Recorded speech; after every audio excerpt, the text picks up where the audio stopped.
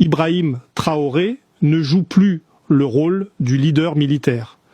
Il cible maintenant l'ordre économique. Ce n'est pas une nuance, c'est une transformation qualitative du conflit entre l'Afrique et l'Occident.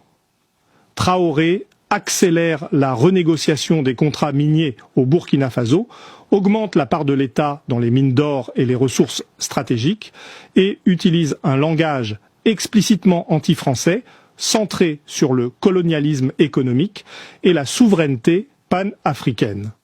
Les déclarations officielles parlent de réformes économiques, mais en coulisses, des négociations dures avec les entreprises occidentales sont en cours.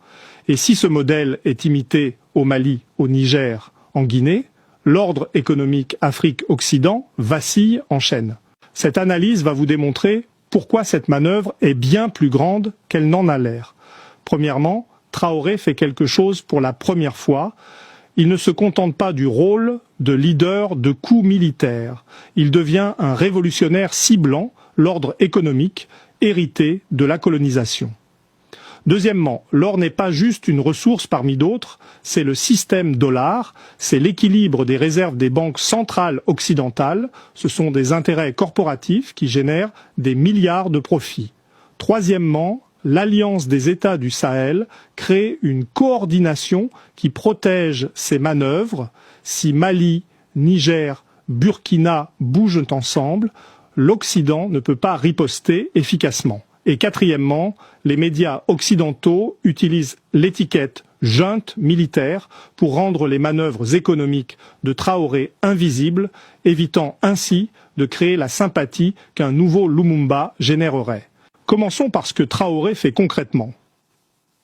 Le Burkina Faso accélère la révision des contrats miniers signés il y a des décennies. Contrats qui donnent à l'État burkinabé une part minimale des revenus, souvent 10% ou moins, pendant que les entreprises étrangères emportent 90% des bénéfices de l'exploitation de l'or. Traoré dit maintenant non. Nous voulons augmenter la part de l'État. Nous voulons renégocier. Et si les entreprises refusent, nous avons d'autres options. Nationalisation, expulsion, remplacement par des partenaires qui acceptent les nouvelles conditions. Russie, Chine, Turquie sont prêts à accepter des conditions que les entreprises occidentales refusent.